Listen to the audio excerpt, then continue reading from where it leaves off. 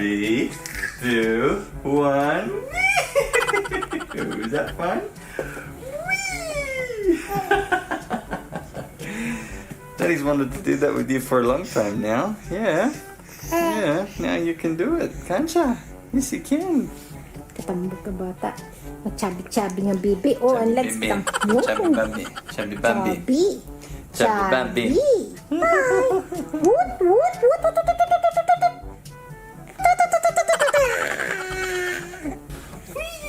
Uyaw na. Uyaw na. Uyaw. That funny, baby. That's so funny, isn't it? Hey, baby, what's mommy doing to you? Huh? What's mommy doing? She's brushing your hair, isn't she? Yes. Yes, she is. What hair? Wala ka namang buhok eh.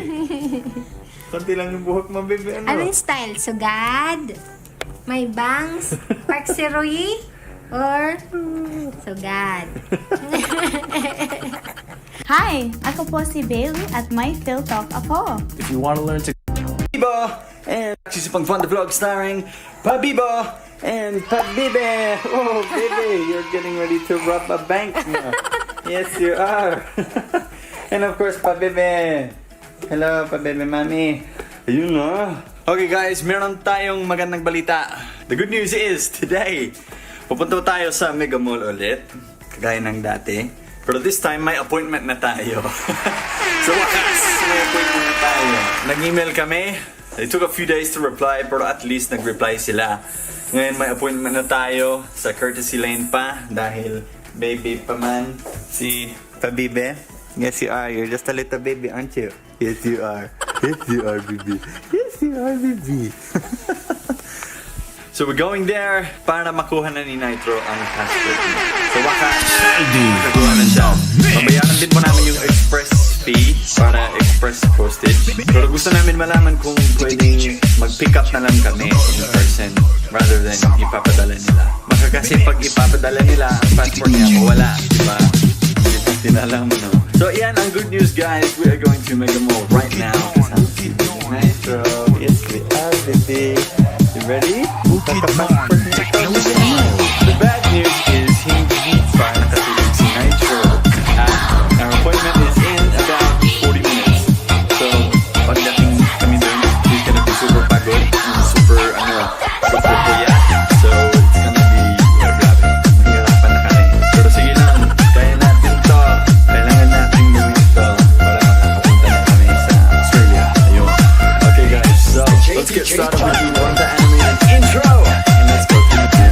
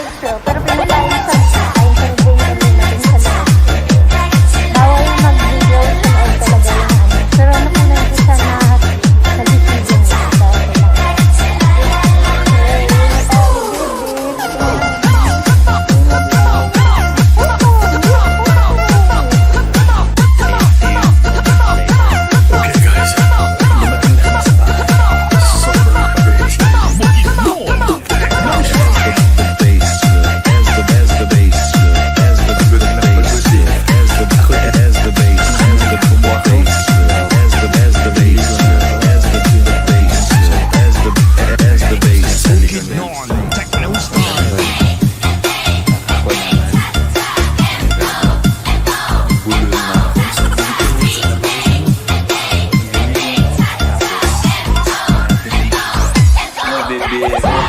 Yeah, happy birthday ever again. Yay! So, pumunta kami sa Mega Mall. Tapos, pumunta kami sa DFA. Nakapasok kami agad dahil may appointment kami.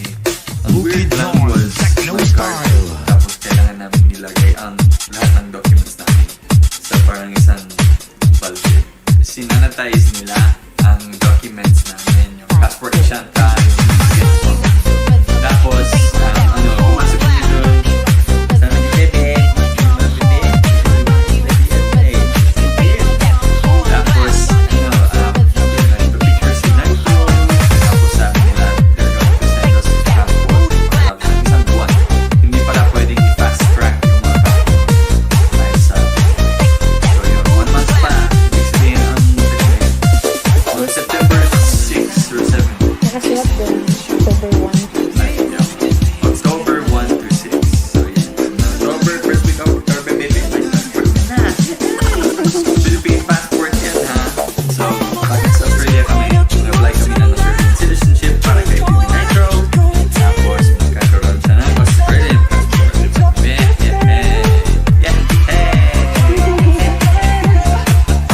Actually, nagulat kami. Sobrang mabilis yung process. So, ayan. Ang babae na Napanood niya yung unang punta natin. Sabi niya, hindi sila nakapasok. Shoutout po si Carla Carrido. So yung picture sa amin. Ang namin niya is Mrs. Maria Rowena Carrido. Mrs. Maria Rowena Carrido. Maraming salamat po sa panonood. Alright guys, kita-kits sa sunod na vlog ng Adwan. Maraming salamat po sa panonood. Alright guys, kita-kits sa sunod na vlog ng Adwan.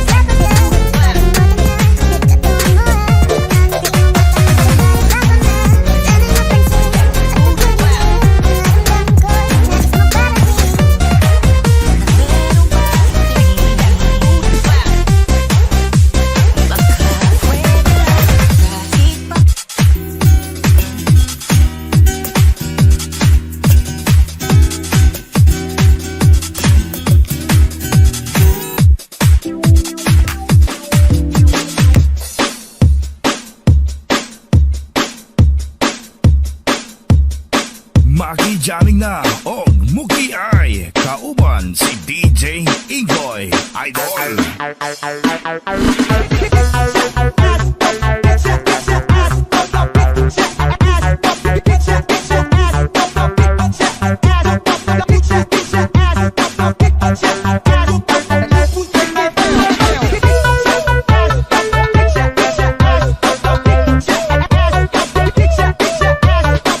Basta bakal kalugmanan DJs, lamig daw sunata, kawara-wara ka.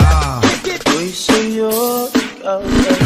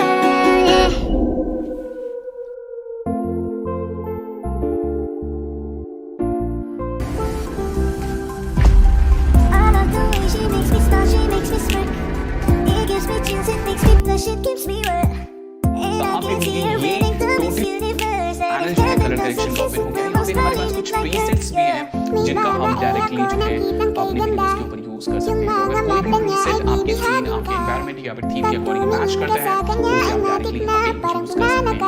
फिलहाल मैं इसे reset कर देता हूँ और हम लोग आ जाते हैं एडजस्टमेंट। यहाँ से मैनुअली जो है हम लोग अपनी वीडियोस का कलर करेक्शन कर सकते हैं। तो यहाँ पे काफी सारे ऑप्शन है हमारे पास। सबसे पहला है व्हाइट बैलेंस, 3D लाइट जो कि फिल्म लोग के लिए काफी इंपॉर्टेंट है।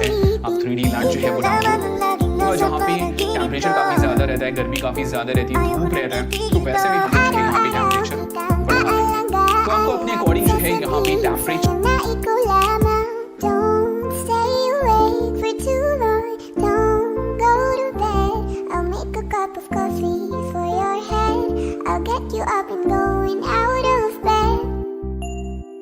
Can I be honest? Easy down, nagadi. Walang alam, ikaw yung tanging nasa isip. Hayaan kita sa paraan na ako lang ang nagkakaalam. Nagpapadyan ang ngiti niya, pagdiringan ka pa niya. Sure na finish ka. You're never gonna make it, you're not good enough. There's a million other people with the same stuff. You really think you're different? Man, you must be kidding. Think you're gonna hit it, but you just don't get it. It's impossible, it's not probable, you're irresponsible. Too many obstacles. Time तो सबसे पहले आप ताकि हमारे जो font है थोड़ी अच्छी तरह से दिख सकें, थोड़ी डार्कनेस। हम यहाँ पे थीम वाले आइकन में चले जाएंगे तो यहाँ पे हम जाएंगे कलर्स में। तो यहाँ से हम इसका एक्सपोजर डाउन कर देंगे -20, 22 के अराउंड। कंट्रास्ट हम इसका बढ़ा देंगे ताकि हमारे जो फॉन्ट है थोड़ी अच्छी तरह से दिख सके, डार्कनेस बहुत अच्छी तरह से दिखेंगे। और उसके बाद हमने यहाँ पे सिंपली टेक्स्ट पे क्लिक करना है और टेक्स्ट में कोई भी आप टेक्स्ट सेलेक्ट कर सकते हैं।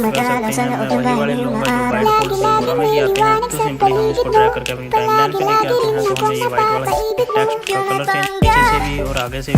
एक फॉन्ट तो 22 ये तो हमारे फॉन्ट बड़े हो जाएंगे फिर से, तो हमारे फॉन्ट सिनेमैटिक नहीं लगेंगे। तो सिंपली हमने क्या करना है, फॉन्ट कहाँ पर सेट आ रहे हैं Mana siya pwede alisa, kiri alisa. Alam ka pwede tali kiri gawin na. तो सिंपली हमने सबसे यहाँ से ओके कर दिया, ड्यूरेशन को बढ़ा देंगे। Gotta stop bitching, but no, you can't listen. That shit is all fiction, cause you hold the power as long as you're dreaming. Yo, you gotta You're never gonna make it. Walang ako ay natunaw na mga titig mo sa aking nakabigarin na di ko mapigilan ang aking nadarama. May chinita girl, may chinita girl. यहाँ तक alaala mo na text को यहाँ freeze करके flicker कराया है। तो I hope कि आपको आज की वीडियो पसंद आई होगी। अगर वीडियो पसंद आई लाइक कीजिए, शेयर कीजिए, कमेंट करके बताइए आपको वीडियो कैसी लगी और चैनल को सब्सक्राइब मत भूलिए। Thank you for watching. Ikaw ang pagbago dyan sa puso mo.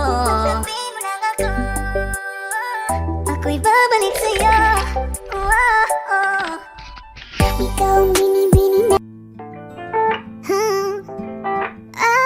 Today I will show you how to make the freeze frame sequence effect. For more tutorials, be sure to subscribe and never waste any time with the For the best result, you need to film this film to the tripod at 60 frames per second or higher, so you get less motion blur. Then the subject should be darker than the background. So let's add the film on the timeline. As you can see, it's filmed at 60 frames per second. So click match to next step extended. Choose the frame that you like. Mamaya, pwede ka ba magkasama sa paggagala? Kung sakali, hindi ka pwede sa bagay. Meron din akong ginagawa, siguro nga napapaisip ka. Ako ko na namusta, ilang araw ka na nanood sa panaginip ko nag-aalala lang ako pagkasan ka mapunta. Pero mukhang ayos na naman kahit di na kita abalahin pa. Ilang ama namin pa, bakit dapat parang patagot ka mag-alala sa'kin? Habang pinapantasya, namuninaan maskara mo sa gabi at kita ka sa umaga. Nung ikaw sa ito ng kolor at ipag ginananganga. Hulog ka sa salitang para, isa para sa'kin. Bakit kaya kayamanan ko pa di kinikilala ang iyong pagtawa? Kahit nasa puso mo managit na doon na natin ang kasya. Dati ko pinagdamutan ng kapalaran kaya di na bago sa'kin mawala ng baga. Sa alauna ng umaga na naman tawagan mo na lang ulit ako kapag hindi na kayo magkasama. Diyan ka na naman, ba't di ko maiwasan? Tumingin sa iyong liwanag, nadarana naman sa iyong apoy. Bakit ba laging hinahayaan? Diyan ka na naman, ba't di ko maiwasan? Tumingin sa iyong liwanag, nadarana naman sa iyong apoy. Handang masaktan kung kinakailangan. To get another cool effect, first we will export it. Let's name it main clip. And the resolution and frame rate is okay, so I'll export. Wait for it to be done and import the clip back. Remove this from the timeline, add the exported clip, and we will reverse it. So right click, go to speed and duration, click reverse speed, and press OK. Let's render the timeline so it looks better. And we will also add some camera movement. So right click, go to crop and zoom, then pan and zoom, click the inner part of the video, and we will place it on the right side where the movement starts. Then click the button down here and click on the outer part of the video where it says end. So let's resize it. So now the clip will start here and finish up here. Press OK and let's see how it looks. This is the final result. Make sure to watch this other video for more tips and tricks.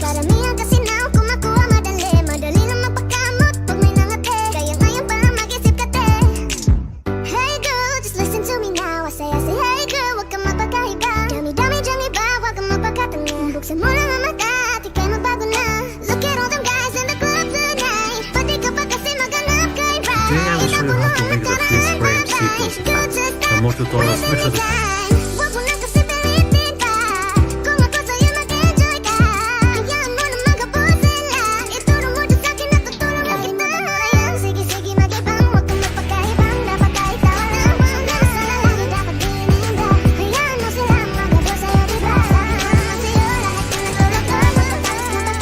Today I will show you 2 ways on how to make a character introduction effect.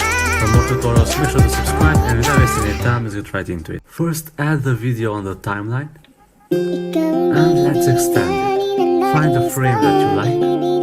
I will go with this one and cut. Take a snapshot of this frame and leave some space in between. So let's add the snapshot there. To change the duration of the snapshot, right click and go to duration.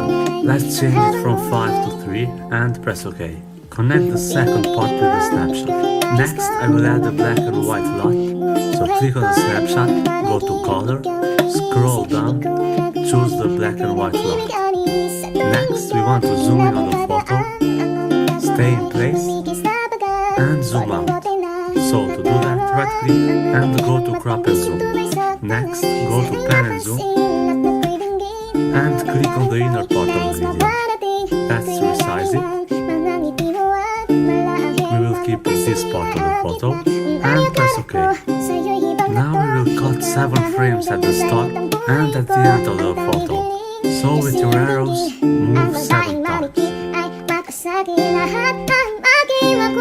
And cut. Do the same thing at the end, cut that too. Let's extend our timeline a little so we can see it better. Right click on the middle part, go to crop and zoom, click this button down here and go to crop. After that, press OK. Now as you can see, it zooms in and it stays there. Now we want the third part to go out. To change it, right click, go to crop and zoom again, and just click this button. Press OK and that is done. Now it's time to add the text. So go to titles. I will go with the default one. Let's resize it so it matches the middle part. And click on it. Now go to advanced. Let's find another font. I will go with this one. And let's write for me. I will resize the text. So let's go with 125. And place it on the left side. Go down. And I will add text border too. So let's change it to that. Go to animation. There are a lot of options, but I will go with this one. After that is done, press OK. So let's see how it looks.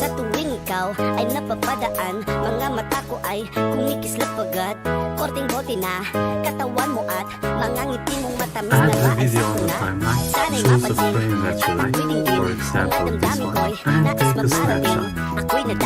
We don't need the video, so remove it. Next, we want to remove the background of this photo, but sadly we can do it with remote. You can use online photo editors, Photoshop or any other photo editing program you have. Each time you take a snapshot, the snapshot is saved on a folder. To find where it is, right click on it, go to Properties and find the location. So here we have it. Let's drop it on this website and wait for it to be done. As you can see, it removes the background for you. But the quality is not that nice. You get higher quality, you have to sign up. But try it and see how it looks. We will do it with Photoshop because the quality is better. In Photoshop we will use the quick selection tool. Select the rounder subject. Go to refine edge. Increase the smoothness so it looks better. And change the output to new layer. We will also add stroke. Let's change the size to 2.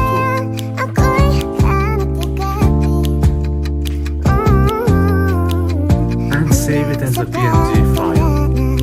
So let's name it second layer and save. Now import that on Filmora and it's time to create it. First we will add the snapshot we took, right click on it and go to crop and zoom. Let's just keep a small part of it and press OK. We will use this as our background. On Google, search for splashing PNG. Find one that you like and download it. I already have one, so let's add it as a second layer. And this is how it looks. On top of this, we will add a title, so I will use the default one. And also add a photo without the background. First, we will edit her name, so click on the title. Go to Advanced, and let's write her name. I will choose another font. Let's go with this one. And resize it. 100 as a second layer. And save it. Let's change the size to 2.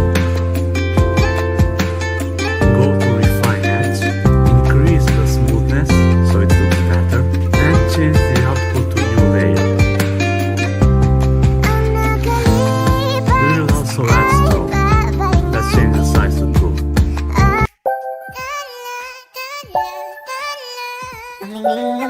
And save it as a PNG file. So let's name it second layer and save. Now import that on Filmora and it's time to create it. First we will add the snapshot we took, right click on it and go to crop and zoom. Let's just keep a small part of it and press OK. We will use this as our background. On Google, search for splashing PNG.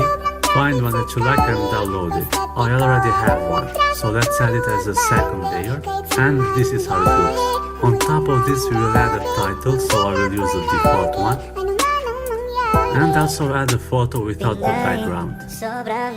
First we will edit her name, so click on the title, go to Advanced, and let's write her name. I will choose another font, let's go with this one, and resize it. 125 is enough, so let's place it somewhere. Go down, and add a text border. Let's change it to black, and let's lower the size a little. Next, go to animation. I will go with this one and drag it to the end so it lasts longer. After that is done, press OK. So we have her name and now we need a little movement. So click on the photo, go to motion and we will use the move to right motion. As you can see the photo gets too big, so let's resize it. Grab the edge and make it a little smaller. And let's see how it looks now. You can always change the size and the duration. For more tips and tricks, make sure to watch this other video.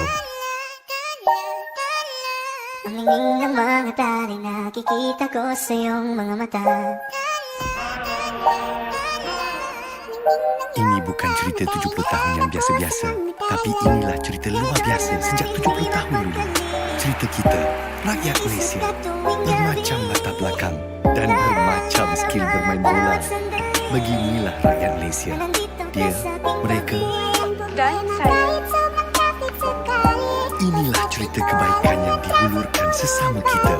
Semarak keazaman memberi tenaga untuk melangkah jauh. Inilah cerita kita saling bersorakan.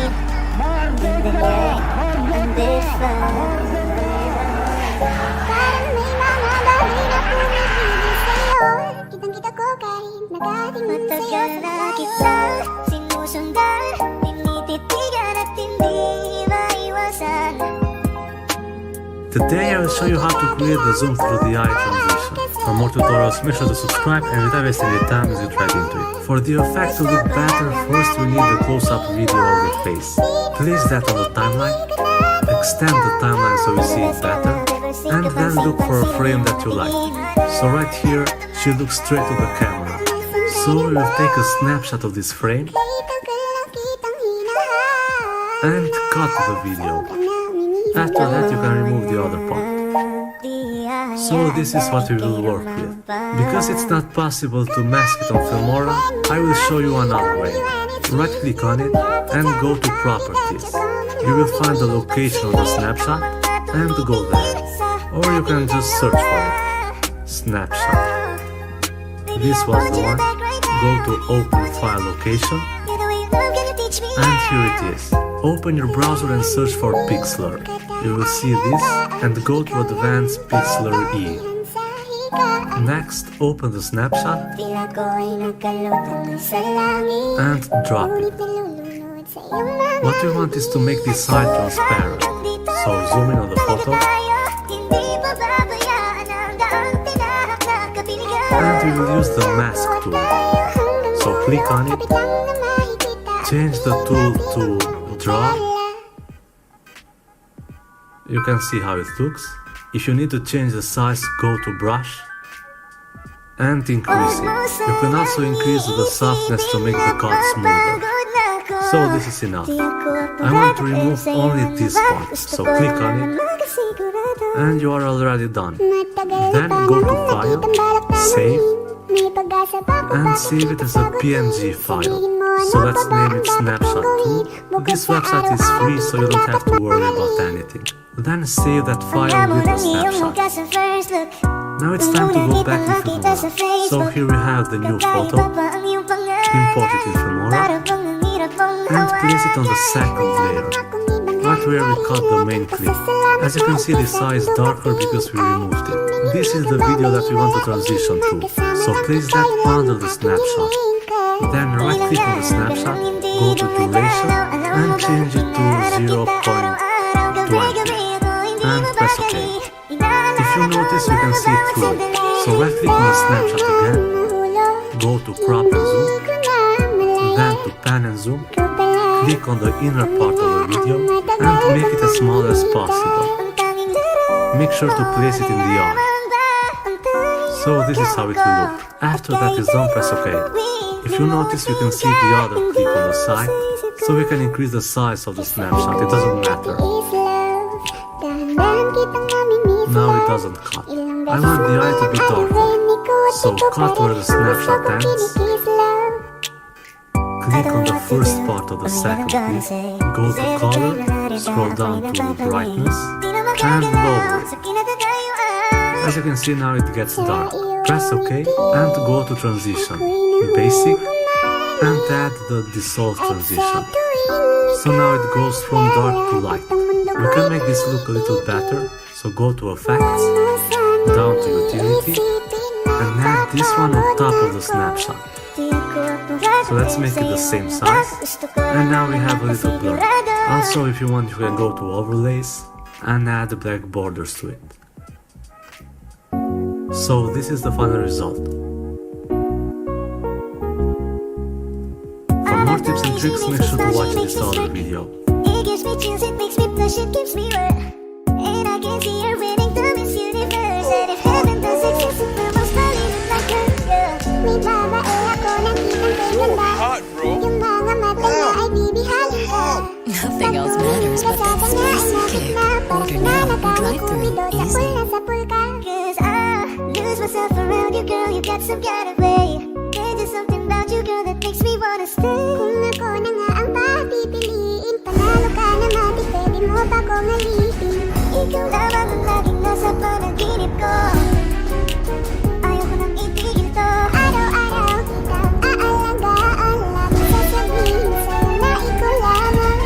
Today I want to talk to you about how to do the Marvel film intro. It can be broken down into steps so that you can actually pull this off in Filmora. So what I'm going to do is move slowly today. I'm going to go a little less scripted than I usually do, and I'm just going to show you how I got from the starting point to being able to create this intro. The very first thing I did was I looked at the Marvel intro and broke down into pieces what I was seeing. The very beginning of that intro seems to be a series of what looks to be comic strip footage, like pages from comic books. So I knew the first thing I needed to do was locate pages from comic books or images that look like that particular thing. Disney and Marvel are super protective of all of their copyrights, so I'm not going to be using any Marvel images. I'm just going to be showing you how to pull off these ideas and these techniques using more standard licensed images. I brought those images down into Filmora, into the timeline, one at a time. The thing that we know from looking at the Marvel intro is that it moves very quickly. Now, I didn't know exactly how quickly I needed that pace, so I decided I would bring this in and start slower, knowing that I could always speed it up later, but slowing it down could be a little tricky because sometimes when you slow down footage, it gets a little grainy. So let's bring one of these pieces down. I'm going to stretch the timeline out as far as it'll go, and I decided let's do 5 frames of one image. That's a good place to start. I snipped it and I deleted the extra. All right, you can also do that by grabbing the end of the footage, as you know, and stretching it back and forth. I then brought down the second piece of comic book art. These are images, not really footage. I put the cursor right at the 5 frame mark. You can right click on it to split it, then right click on the remaining part and delete. You can also do it from your keyboard. If you see me do that quickly, that's all I'm doing is hitting delete from my keyboard. And then just do this for each one. Let's get 5 frames of each. One thing I should mention is you can right click on each of these images and click crop to fit, and it will fill up the entire screen. Okay, so now I have my 8 pieces of footage that are all cut down to these 5 frame segments. 1, 2, 3, 4, 5, 6, 7, 8. All right, now that's not going to get me very far, especially if I speed it up. If we look at the timeline above, it's only about a second, a little longer than a second's worth of footage once it actually plays, and that's at a fairly slow speed. But what we can do is I'm going to grab these and I'm going to copy and paste them as a bunch. And the way to do that is I'm going to left click on the first one. I'm going to hold the shift tab on my keyboard and then click on the last one, and that'll highlight all of them. Then I'll right click and I'll click on copy, and all of those have been copied. My playhead is at the end, so I can hit paste and it will stick them there. Let me shrink this down so I can see a little better. I can hit paste again, which is, as you see in the notation, there's keyboard shortcuts right here. Control V would accomplish the same thing. Right click and hit paste, or I can keep hitting Control V on my keyboard and it'll just keep adding those in. Another keyboard shortcut that can make your life easier as you edit. Learning those shortcuts. Control V can really just make things fly. You can sit here and just keep going. Control V, V, V, V, V. I'm holding Control and hitting V, and it's adding this all in. So now I have a really long amalgamate, that's a big word. I have a really long collection of this video segment that will just continue to play. So if I go back to the beginning, it'll just keep playing these over and over. But as you can see, the problem is that they're not quite moving as fast as the Marvel intro, and the colors are all over the place. The one thing I did notice from the Marvel intro, there's a couple things here. I can see just from there that the colors are changing. These clips all seem to have a red hue and then go towards a yellow hue. And they also have what seems to be a fade in from black. And I can see that there's a zoom effect. As these play, it's clearly starting to zoom out. So those are going to be the things I have to figure out how to do next. The first thing I can do is I can add color. Because these are all individual pieces of images, trying to apply a zoom effect of all of them at once won't be possible at this stage. Right now, let's see if we can get the colors to do a bit more. Now, it seems like these started out with like a red hue. So this is a great thing we can do is go up to Media, click on Sample Colors, and you have all these colors right here that you can bring down into your timeline above your track. And let me show you how you can do this really easy. I'm going to bring down a red. Now my whole screen turns red because as we stack these images, whatever is on top, the track that's on top, always overrides everything underneath it. But if we click on that footage and then we click on compositing, This allows us to figure out how much of the blend we want, or how much of the other tracks we want to show through. So if I dial back the blend, suddenly I start getting a red hue to these tracks. And the trick will be finding what the right amount is. This is where your sense of judgment and your eye comes into play. Maybe a 70%. That's a pretty decent red. And you can see as we play this, everything has kind of a red hue. It could be a little strong. It's not bad though. In the original Marvel footage, it started as red, but then it kind of quickly shifted over to like a more of a yellow hue. So let's do that. Let's go back up into media. Let's grab they have a gradient yellow, not a straight yellow. I'll bring that down. And let's see what that does.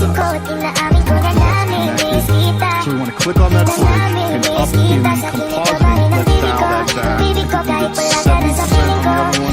Let's do the same 70% here, and now we have a yellow. But this is a gradient, so it's got a little red up in the corner and then more yellow down, so it shifts from a bit of an orange to a yellow. One cool thing we can do is if we lock the track, I'd rather have that orange down in the lower corner and the brighter yellow up top. It just looks better to my eye. So we can lock the main track, and then we can click up here, and this gives us control over that overlay. Flip that upside down. See, I wrestle with Phil more like anyone else. Okay, so now that looks a little cool, right? And if I didn't want as much orange, I could also stretch this out to get the yellow to be in frame. I think that looks kind of cool. And when I went back and referenced the other footage, it went to yellow, and then I started seeing the background was a bit more blue. This is sort of repeating the same step and saying, okay, we figured out how to do red, we figured out how to do the yellow, let's do some blue, let's put some blue down there. We've got two different options for blue. I'll try the brighter blue and see what it looks like. Let's dial back that layer composite. That's kind of cool. Almost feel like the blue is stronger. Let me try like a 60% here. Let's see what that does. And then just take a peek and use your eye. That feels kind of blue to me. Let me take a quick peek back at what we were doing. I've got red, then it shifts to yellow, and then it shifts to the blue. That's in the ballpark. Again, use your eye, tweak. If you feel like the red is too much, you can always dial back the red in the compositing feature. Maybe in the yellow, maybe it deserves to be a little stronger. You can see how it affects it. If we pull it back, it loses some of that luster. But it just, use your eye. I'm going to leave that one at 7. But the problem we have right now, we're trying to figure out the length of these. I know watching this video clip, it starts with red at the very beginning, and that's very brief. And then it shifts to yellow. And then we have other characters come in and there's a blue background. What I'm going to do here is I'm just going to stretch the blue out, because I know there are other elements of superheroes that are going to be superimposed at this point, and I'll just take it to the end. That's much more footage than we need, but we can cut it down later. Another issue that I'm seeing is in the Marvel intro, it transitions from the red into the yellow and into the blue, and with putting these colors right on top, they just break. They go from red, and then immediately when it hits the yellow, it goes into yellow. And that's not exactly what we want. What we want is a transition, so the way we handle that is go into our transition, and let's find the dissolve. It's right there. The minute I type it into this box, it's a quick way to find your transitions faster. This little box up here lets you search, so you don't have to scroll through. If you know the name of the transition, type it in, it'll pull it up. Let's bring a dissolve down from red to the yellow, and let's bring another dissolve down from the yellow to the blue. And we'll stretch this out to see if we like the pace. Is it too fast? Is it too slow? I see the red. There's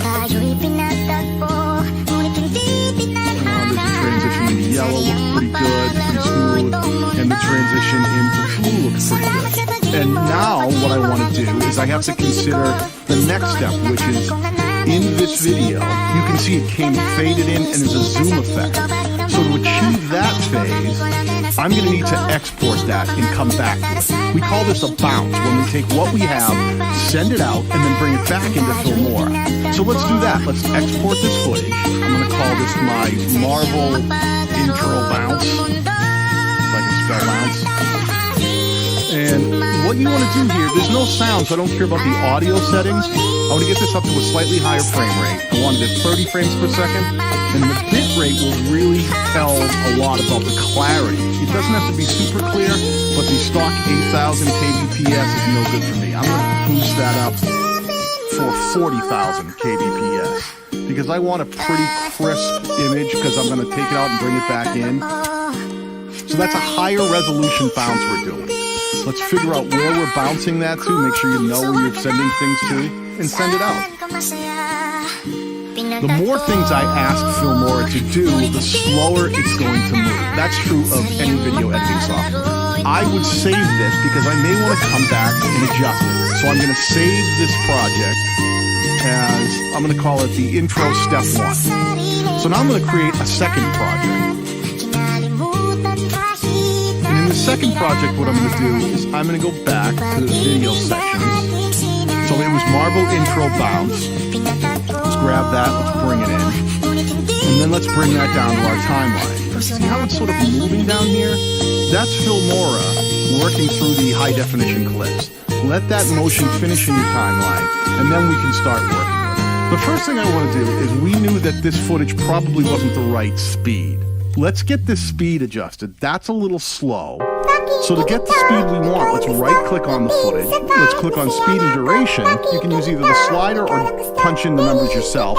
But I'm going to put 2. That'll double the speed. And let me see what that looks like.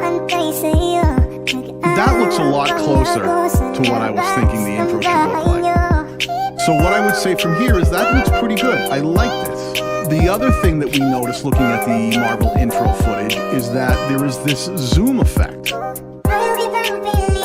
So right-click on your footage, click on crop and zoom, then click on pan and zoom.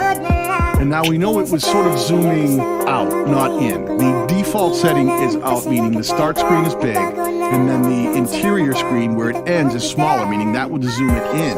But we want the opposite effect. So let's go down here, click the reverse arrows, and it now swaps and makes the bigger panel the end and the center panel the start. I want to start fairly close. Let's shrink that down a little. So somewhere in the middle here. Let's hit OK, and let's see what that looks like. Well, now that kind of gives us our zoom effect up. Though this zoom doesn't seem as intense as the zoom in the Marvel intro. And that may be because I've got a lot of footage, so it's doing this zoom over a very long period of time here. So what I can do is I can actually snip this right at a change. Let's pick, right when I see a change. Let me just pan this out. I'm going to move frame by frame. There's a change right there. And I'm going to clip the footage. Now, when I clip the footage, when I have put a zoom effect onto the entire clip, what that does is it puts the zoom effect on each section, meaning this first section will zoom out to the split point, and then it'll start again and zoom out again. I think that achieves the effect that I want. I start close up, and then it zooms out and creates this effect. So all of this I'm liking so far. Now, I noticed that there was a fade in from the beginning, a fade in from black. The way you do that is click on one piece of footage, and you can either go to the last piece of footage, hold shift on your keyboard and click, and it'll highlight everything in between. Or you can click on your piece of footage, hold control, and then click on other pieces of footage. That will allow you to move multiple pieces of footage at the same time. Good little tip for when you have a lot of pieces of footage and you're trying to stick something in the middle. Great way to get there. So we're talking about doing that fade in from black. Now here's where you can do that. Let's go back up to media and see these sample colors again. Let's grab black. And let's bring that down and put it in the space we created. It only needs to happen very briefly, so let's shrink that way down. The two pieces of footage, bring them back in. So it goes black right into our footage, and what do we know? Just like we did with the other, we want that to sort of dissolve into it. So let's click on our transitions, and we've already got the dissolve feature pulled up because I used it last. It still has DIS up in the search box up here.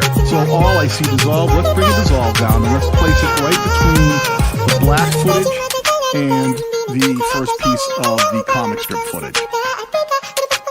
It paused there. I don't like the way it paused. Did you see that? There's a way to get around this, and that is you can either dissolve in just from the black footage like this, and sometimes that'll work. No, I'm giving us a hard one.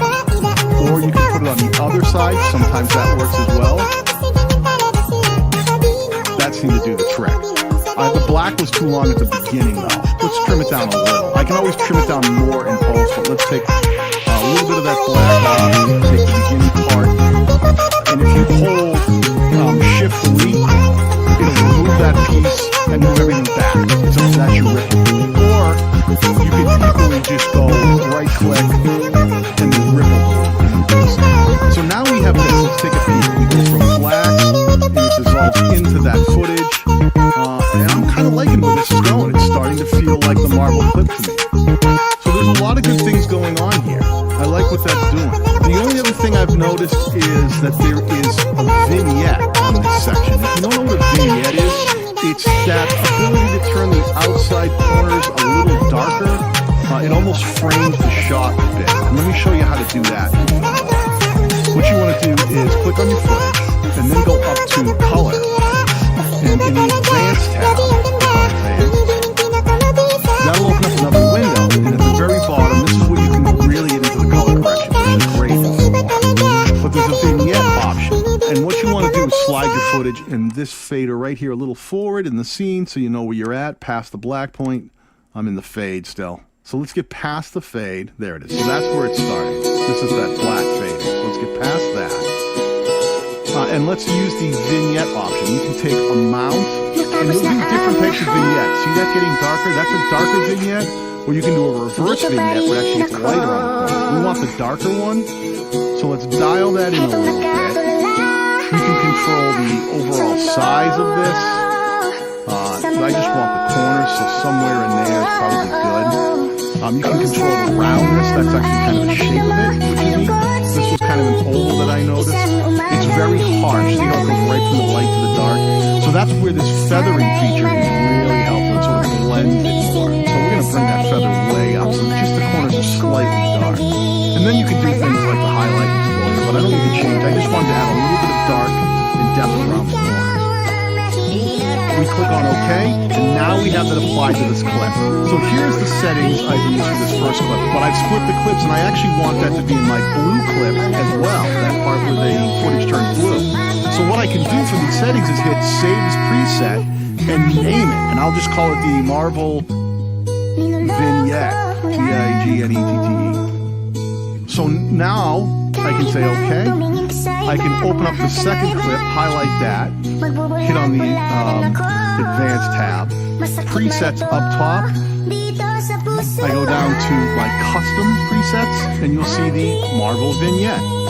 You can see it gets applied, and I hit OK. So let's go back, let's take a look at what we have, and we've got that intro section of everything, vignette, moving in, moving quickly, very cool. So we want to actually save this. This is going to be the bed to which we layer other things on top of. So we'll start right here by, let's save this as, we're going to call this our intro step 2, and let's export this as well. Sometimes people get caught up in trying to do one project and make everything happen all at once, like there's one simple button to hit and suddenly you've got this massive effect. The reality is that video editing is a skill. It's something you have to learn. There is technique, and there's an eye that you need to train. You need to really train the way you see things so that you are questioning yourself and coming up with answers that are right for you. If you'd like me to continue this series and show you how to make the rest of the Marvel intro, let me know down in the comments section below.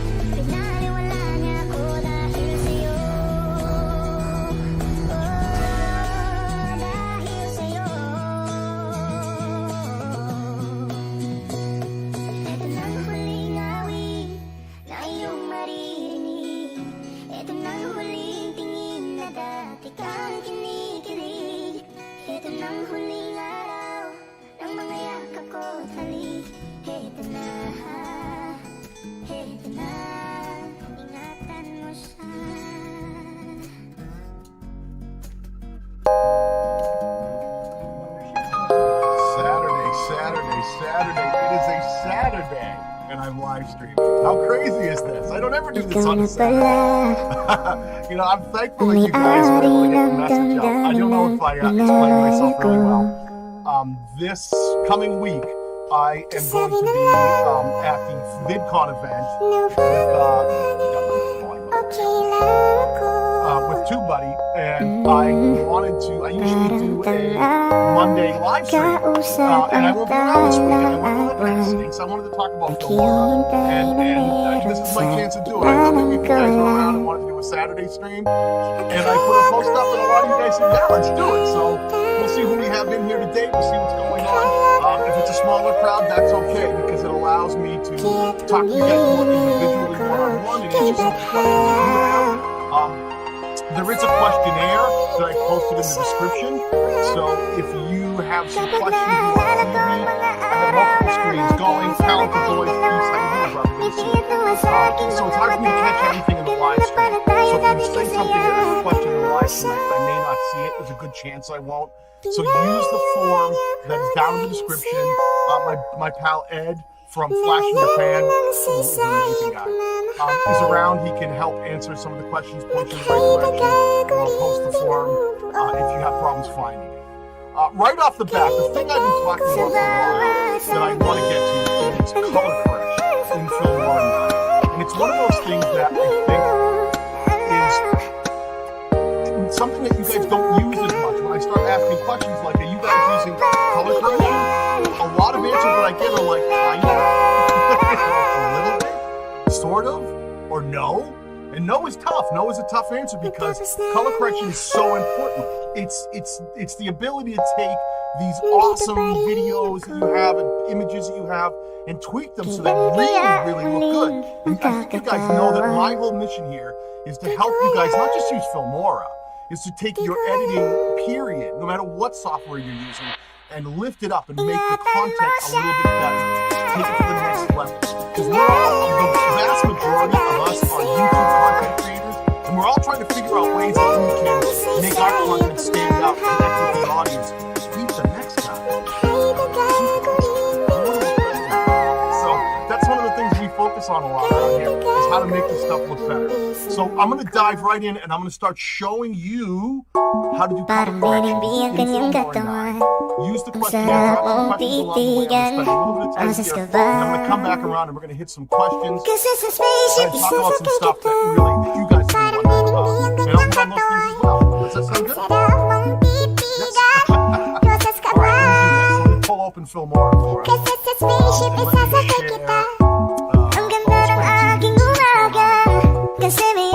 Alright, here's my Filmora screen. You guys are very familiar with this sort of thing. Opening up Filmora and see exactly the kind of things that I'm seeing right now. You're bringing some footage and you're about to do your project and you have all these options in front of you. And sometimes, even as easy as Filmora is, it's easy to get confused about how to use all these because there's a lot. There's a lot. There's so much to it. But I want to show you this one. I'm going to use basic images. Now, it's exactly the same footage, but I'm going to use images because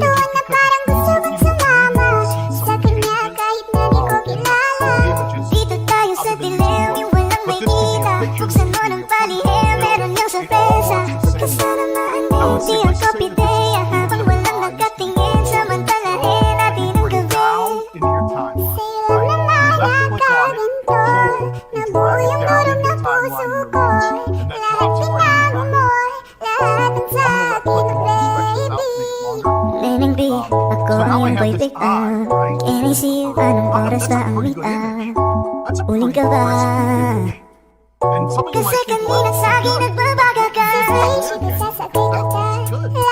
surprised to find out you can do quite a bit more. I'm going to show you something. Now, if you bring anything into your timeline, all you have to do is double left click on it. It opens up all these controls based around what field. This is a piece of text that I talked about. So layer. Anything I double left click on brings up the detail. How to do more with that. So if you're looking at trick now in your timeline, double left click, you can see it highlights in green. You can see around the border of this, it's just highlighted in green. And then the details open up here. Then I have three tabs: an image tab, a color tab up in this left, and a motion tab. So what I want to do is in this middle one, I'm going to click on color, And this opens up my ability to control the color. Now, some of you might think, yeah, I've probably seen this. I played with this. There's contrast and brightness and saturation. Up here, there's also temperature and tint, right? You probably played with this. But what we're talking about today, right here, this advanced tab, this is like the upper left this upper left but that's what's going to open up the really advanced features in Filmora 9 and allow you to do things that other editing software may not be able to do. Social media,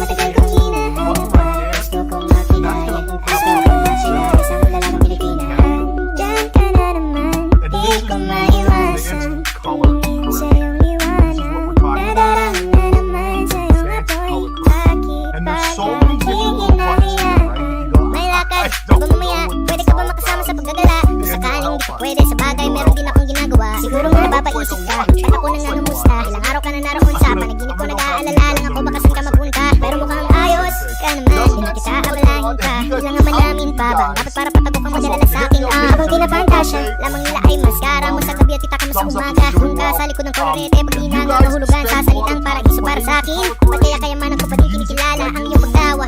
Kahit nasa puso man inagdusay natin ang kasya. Lagi pa ako pinagdamutan ng kapalaran, kaya di na bago sa akin mawala ng pag-asa. Umaga na naman, tawagan mo na lang ulit ako kapag hindi na kayo magkasama. Ay, nakita ko isang babae, hindi ko malimutan ang kanyang imahe. Ano ba ang iyong pagkarin mo? Nakita-kita ako di mapabalik. Gustong mahawagan ang iyong mga kamay. Hanggang ngayon, mabalik tayo sa layo na may nakasabay. Ang malaman is ko that ang advanced color correction. nang Let's go ikaw back ay to the makilala center ko. So we opened up this center screen now, right? For everybody who's walked in, there's a reason for it. I double left click on it, it opens up the color tab up here, and I hit advanced. And when I hit advanced, right in the middle, this is where we're into our advanced color correction. Alright. Ain't no pass you could have taken for this lifestyle. I had a girl, you had a man, that was on the go. Evolving daily, please don't judge me, I'm a song though. Alright, so listen, there's a first section up here, we'll start this upper left. It has a section called the histogram. And you go, what is that? Isn't that what my mom used to go to get her uterus checked? That's not. It's histogram. Balance of color. And see by analyzing the image itself, right? So it's looking at the amount of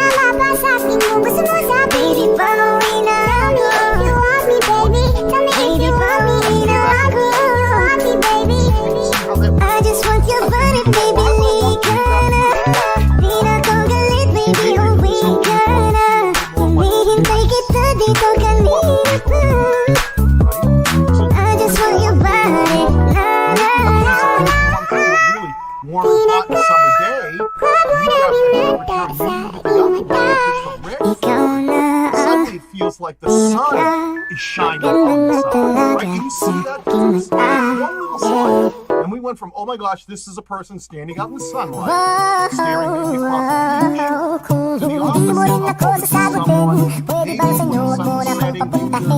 Kung sistema natin ay ganun pa din, at least alam ko na kung anong dapat kong gawin. Para hindi na ako babiyahe, sayang pamasahe, pati ang tsokolate sa'yo. Sa dami-dami-dami mong sinabi, mahabang pa sa kalye, aasa lang pala ko sa'yo. Kaya sana di na lang nagsulat ng love letter sa'yo. Mag-aantay na lang, makakahanap din ng much better kaysa sa'yo. May nakita kong isang babae, di ko malimutan ang kanyang imahe. Ano ba ang iyong pangalan noong nakita kita? Ako'y di mapakali, gustong mahawakan ng iyong mga kamay. Hanggang ngayon hindi mapalagay, sana ikaw ay magkasabay. At nang malaman ko ang pangalan mo, nang ikaw ay makilala ko, huwag ka nang mag-aalilangan pa. Alam mo naman talaga na kailangan ka. Tulad mo'y matagal kong hinahanap pa. Gusto kong makita, gusto kong makita. Baby, pauwi na ako, ako'y pauwi na. Baby, pauwi na ako, miss na kita. Baby, pauwi na ako, ako'y pauwi na. Hindi ka na malulungkot, malapit na ako, baby, pauwi na ako. Makita sa mga mata mo na nalulungkot ka, kaya gumawa na ako ng paraan upang mapawi ang kalungkutan. Kasi naman lagi kang nagkakaganyan, ayoko naman na ikaw ay masaktan. Ramdam ko ang pakiramdam na naghihirapan, kaya naman ayoko nang iparamdam sa'yo. Malapit na ako, konting oras na lang ay magsasama na tayo. Malapit na ako, dyan sa tabi mo, konting tiis na lang, mahal, mawawala na ang hate. Miss na kita, baby, hindi ko na kaya. Sobrang saya ko na muli tayong magsasama. Pangako na hindi ka na maghihintay at hindi ka na malulungkot. Malapit na ako, baby, pauwi na ako.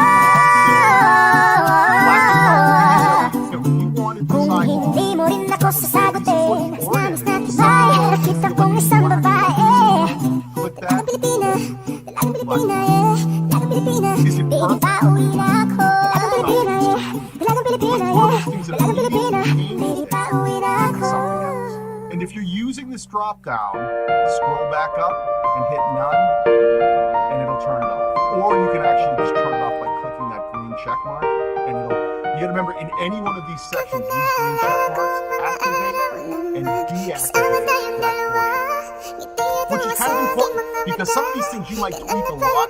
Like say you were up here playing with this, remember I showed you the color, we made it very cool, and then maybe we said, oh, I want a little more purple in it, let's go this way. And you wanted to quickly check, what does that look like based on my original? You can shut it off by just clicking this green check mark, and it goes to off, right back to the original, and you turn it back on. Alright, now I can see the difference. I can see what I did. I can see how it's changing it very quickly. So that's super important too, to be able to understand that these sections each have a green check mark, and that's going to activate the thing you did. Okay? So here's our original white balance. We're talking about the characters here. The 3D lights. Really cool presets in here too. Check out these. It's got like Star Wars, music to Star Wars. You can instantly with a click, it gives you that vintagey sort of worn down Star Wars feel, very warm, deserty. It's kind of diluted on the top end. They have a warm film effect that will automatically bring out some of the warmth, like a vintage film. So this will get more red and more saturated, right? Boom. Boom. Look at these huge differences by using these 3D lights. Off, and then turn that warm film back on. Boom. Huge difference. Is one right? Is one wrong? No. This is all about you figuring out, you're trying to create a look, a feel, an effect. Not only for your whole project, but individual pieces. So think about how you can use some of these presets in these 3D lights to automatically start going, wow, look what they give me. Harry Potter. Here's more of a Harry Potter feel. Why is that a Harry Potter feel? I don't know. Probably because it's pushing some of the blues and grays, and a lot of the Harry Potter stuff tended to get kind of dark and castle-esque. So you can see what it's doing to this eyeball. Not great things for this image, right? This doesn't work great for this one because it's pushing a lot of those castle-y, it's probably, this is feeling like Hogwarts kind of feel, pushing those castle colors. But it may not work for what we're doing, but it's a neat thing to go through and go, oh, I have some options though, right? Gravity, movie Gravity, kind of stark contrast. Very cool. I'm gonna leave that off for now. Here's where I love to live. Let's start with color. So when you'll see each one of these, right, I hope you can see, there is a drop-down arrow, and when you click on that arrow, it opens up all of the stuff within that section, right? So if I click that arrow, it goes back up. If I click it again, it opens up all the pieces underneath. So that expands our ability to go in and do more with each section. Color, light, HSL, vignette. That's what these drop-downs do. Drop-down opens up the menu, and then the check mark activates and deactivates that. Kapag panahon ng tag-ulan, masarap mag-chill, mag-reminisce at tumunganga habang nakikinig sa napakalamig na boses ng dalawang bisita natin ngayon. Kaya naman, please welcome Moira De La Torre and Keika. Guys, you can see it, you know how to get to your double left click on your footage, go up into the color tab, hit advanced, and now we're switching for advanced.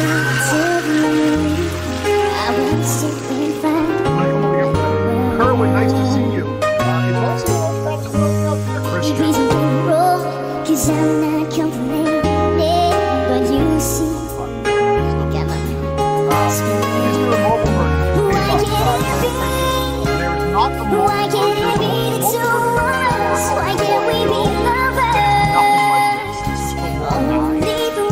This is a guest complicated software. Laura also has one called Log It. It's better than Tomorrow. More about the capturing stuff in the mobile device. But in terms of this stuff that we're doing here, this is advanced color correction based on desktop or Mac. Most of the stuff is travel around politics.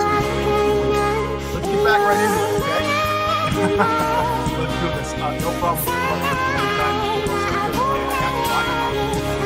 Let's get a full screen fashion. Back to where we were talking about this eyeball. So like I was saying, right, here's our menus, right, here's our drop-down menus. Each one of these things has a check mark next to it. If I uncheck it, we just see the histogram, and we have our menu. And every time we hit this little arrow to the left of it, to the right, we have to point down, it opens up the subsection, and here's our control. So white balance is going to be our temperature and tint. The 3D LUT is going to be all those presets, like in the movie, where it sort of gives us major presets to move the whole thing. This is sort of like, I just want to see if I can quickly make it look like something. You can go black and white, you can make it look like a Batman film, a cool film, dark film, more like Game of Thrones. That's what 3D LUT does. And I'll dig deeper into that in the future because you can actually create your own LUTs and download some LUTs and you can do that more. But let's talk about color. I'm going to click on the arrow to expose color. The very top option is exposure. Hello everyone, Now, ako po si Samuel Bat. I am June Sisa, and this is our mashup cover of Much Better, Dalaga at Pauwi Na Ako. Sana po magustuhan that niyo. we can recreate in post. Kung hindi mo rin ako sasagutin, pwede bang sa nood mo na kung papuntahin? Kung sistema natin ay ganun pa din, at least alam ko na kung anong dapat kong gawin. Para hindi na ako babiyahe, sayang pamasahe, pati yung tsokolate sa'yo. Sa dami-dami mong sinabi, mahabang pa sa kalye, aasa lang pala ko sa'yo. Kaya sana di na lang magsulat ng love letter sa'yo. Mag-aantay na lang, makakahanap din ng much better kaysa sa'yo. Ay, nakita kong isang babae, di ko malimutan ang kanyang imahe. Ano ba ang iyong pangalan noong nakita kita? Ako'y di mapagkulit, gustong mahawakan ng iyong mga kamay. Hanggang ngayon hindi mapalagay, sana ikaw ay makasabay. At nang malaman ko ang pangalan mo, at nang ikaw ay makilala ko, huwag ka na mag-alangan pa. Alam mo naman talaga na kailangan ka. Katulad mo'y matagal kong hinahanap at gusto kong makita eh, gusto kong makita eh. Di pa uwi na ako, di pa uwi na, di pa uwi na ako. Gusto makita, di pa uwi na ako, di pa uwi na. Hindi ka na malulungkot, malapit na ako baby, pa uwi na ako. Kita nalulungkot ka, kaya gumawa na ako ng paraan upang mabawi ang kalungkutan. Kasi naman lagi kang nagkakaganyan, ayoko naman na ikaw ay masaktan. Ramdam ko ang pakiramdam na nahihirapan, kaya naman ayoko nang iparamdam sa'yo.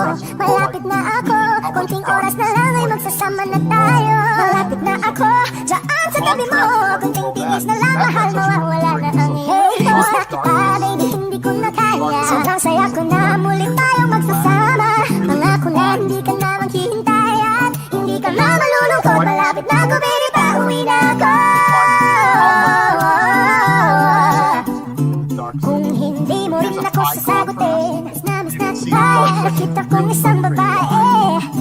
Dalagang Pilipina, dalagang Pilipina, baby, pauwi na ako. Dalagang Pilipina, dalagang Pilipina, baby, pauwi na ako. And a lot of times when I bring footage in, the first thing I do is Yes, thank you guys for watching. Sana po ay nagustuhan ninyo ang aming cover. At kung nagustuhan po ninyo, sana po ay i-share ninyo sa inyong mga kaibigan. So please like and subscribe to my YouTube channel. And please subscribe to my YouTube channel, June Sisa, for more uploads. Delineation between the lights and the darks.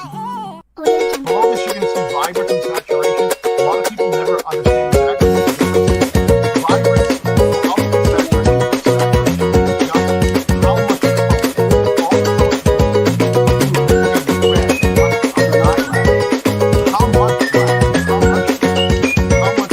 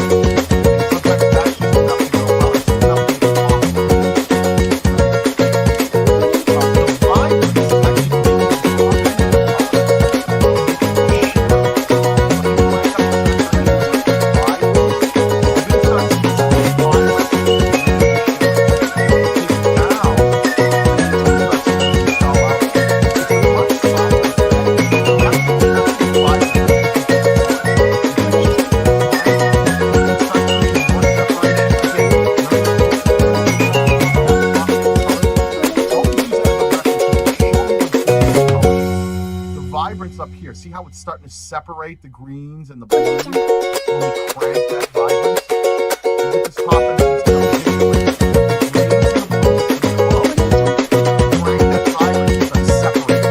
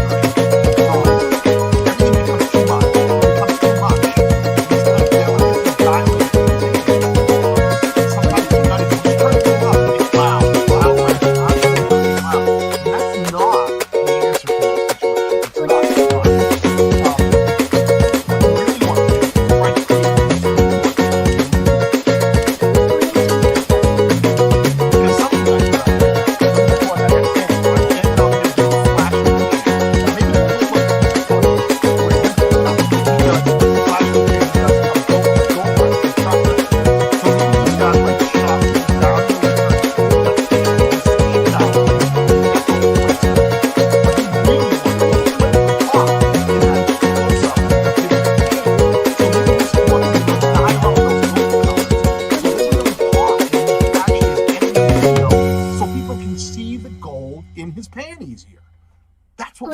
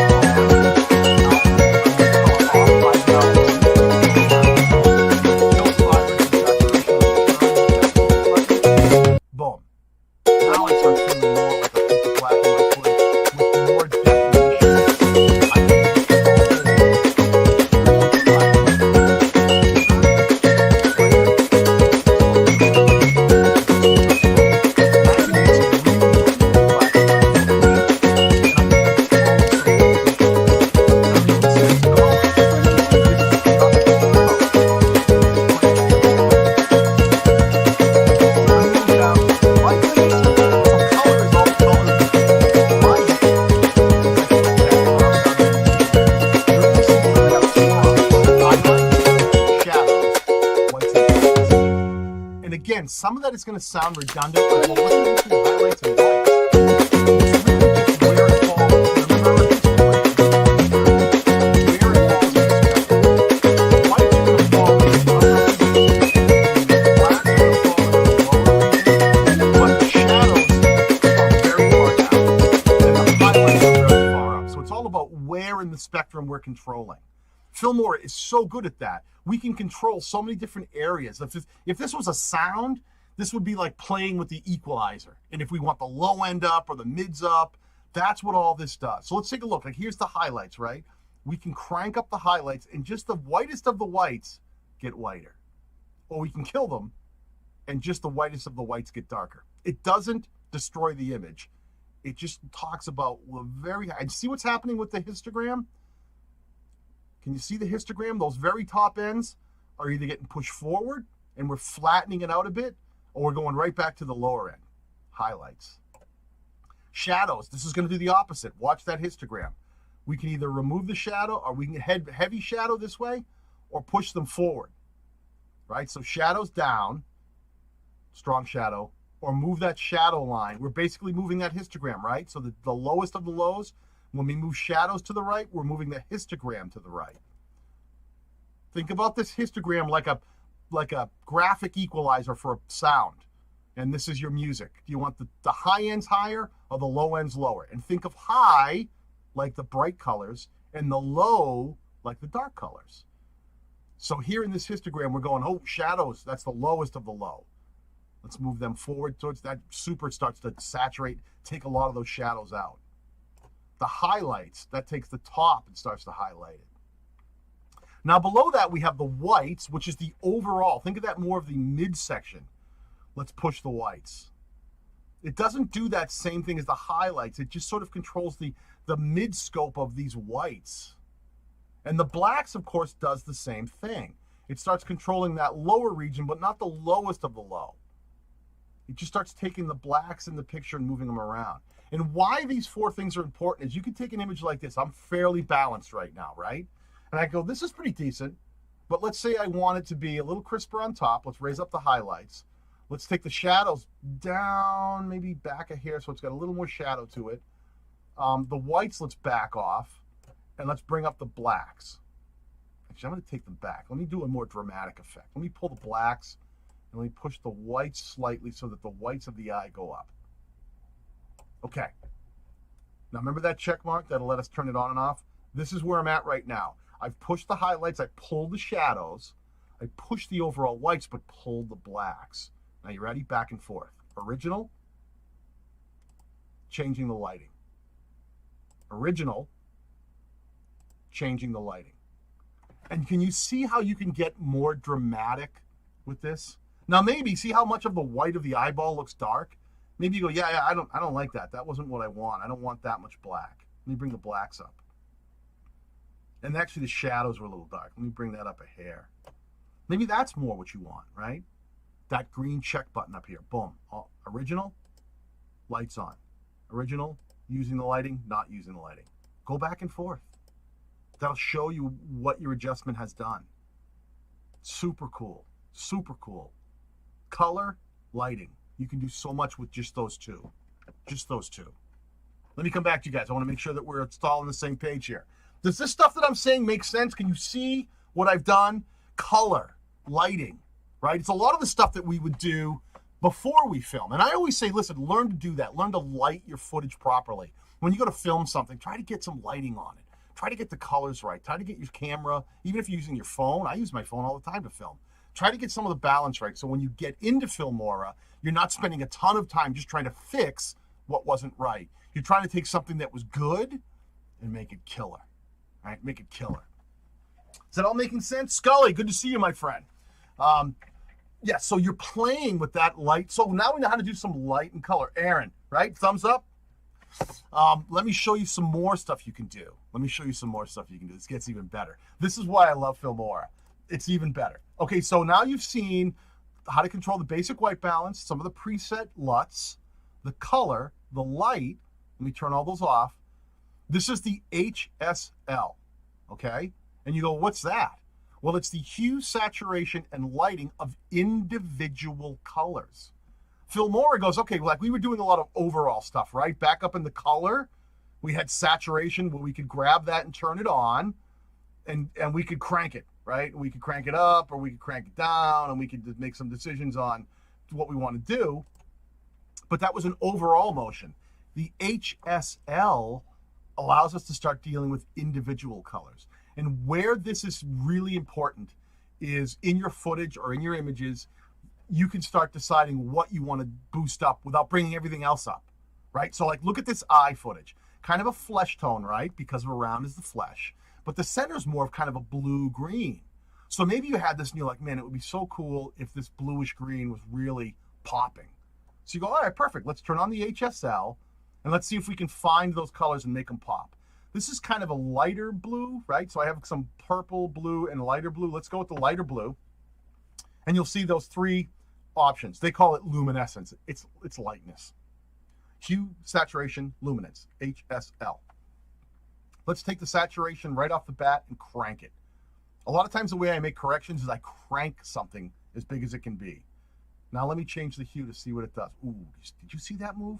Are you seeing the blue move in that eye? The hue over here is down in a green. So it's grabbed that color and I've cranked it. And I said, okay, let me see what it looks like when I go green. Let me head more towards this bluish purple. Too much, right? It starts looking unnatural up there and a little too green down here, right? It's too unnatural. But let's find that middle ground of that blue. Where was that blue? Maybe here. And now that I know I've dialed in the frequency of blue, let me pull it back. I cranked it so I could see it better. Now, if I pulled it out, I can make the eye almost look a little more gray. I can take the blue out of it. So you can do both things. You can crank it or pull it out. Individual color frequencies. I want this a little more blue, so I'm going to post up those. Let me push up that blue a little bit, that baby blue. Not all the way. I cranked it so I could see it better, but then let me dial it back to something more natural. And I can even pop up the luminescence. You can see that. I'll make it a little brighter or a little darker. And you can kind of decide which works better for what you're doing. Do I want less brightness to that blue? Because maybe it works better if it's a little more intense, darker. Because here's wide open, right? There's luminescence wide open, but it's almost a little washed out, right? Like the sky on a sunny day. Let me pull it back. I get more definition, I think. So let me pull the luminescence back. More blue, less luminescence. Gotta get more distinction that way. But you do have more than one band to deal with. Let's go over to this. It's more like a purple blue. Let me crank up the saturation again, right? What I tell you, the best way to figure out how to do something, crank it up and then start dialing in your color. Oh, look at that. It goes to purple and it goes all the way down to greenish. See how it gets weird down here, like alien green on this? That just is so you can crank it up and figure out what am I working with. Kind of like this blue right in here, right? That helps me dial it in. Look at that blue. That's kind of cool. I don't want to leave it cranked there. I cranked it so I could see it. Now let's dial it back. Let's get it out of her eyelid and stuff. That was a little too crazy. She looks like she's crying blue blood here. Kind of cool, kind of cool, kind of cool. I'm actually seeing a little too much in this eyelid, right? See that little blue spot? I'd probably go, did I go too heavy here? Maybe I need to dial that back just a touch. Purple, you can actually do the purple because it's in the same scope. I can dial that back, crank it up, and see if I can do something cool in here. Bring up some of the luminescence. That's on the tail end of that spectrum, so you don't see as much change. The reason we're not seeing as much change here, there's not a lot of purple in this picture, right? There's not. So me changing it, because I'm dealing with one band of color, I'm out of that particular spectrum. It's not really in this footage. But one thing I can do is like, all right, kind of got the blues kicked up a little bit. I kind of like that. That was cool. Kind of kicked up here was kind of cool. But it's almost a little too blue. I can go back and like, let's look at some of these other colors. Look at this is more of a flesh tone, this tannish color. Let's crank up some of the flesh tone. Let's warm that up a bit. Let's crank it and see where that hits.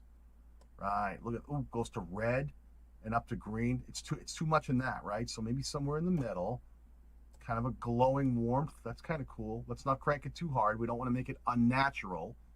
And let's bring it up a hair. But maybe there's some reds in there too that we want to crank. Let's crank that up and let's see what the reds do. Can you see?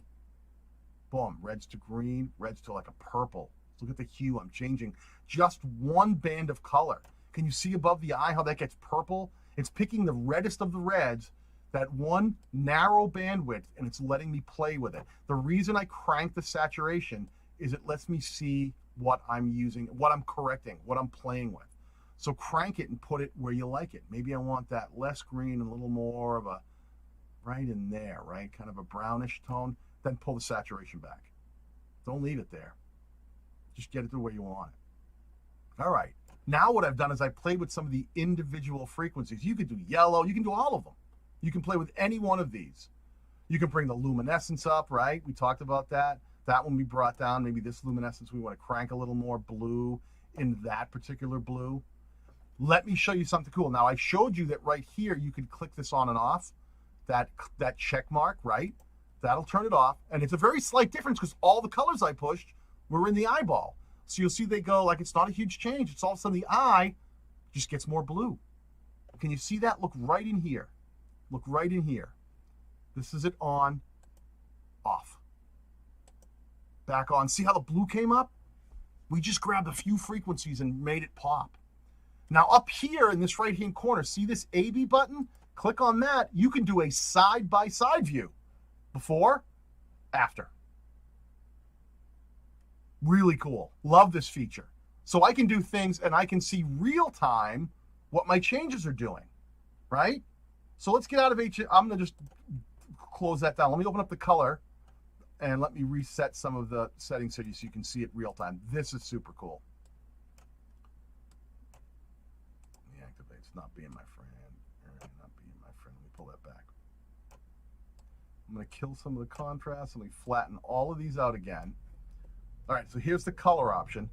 Now, real time, this one on the left is your original, and this is the one we changed some of the HSL, the hue, saturated, and lighting, right? Let's bring up the overall saturation. Boom.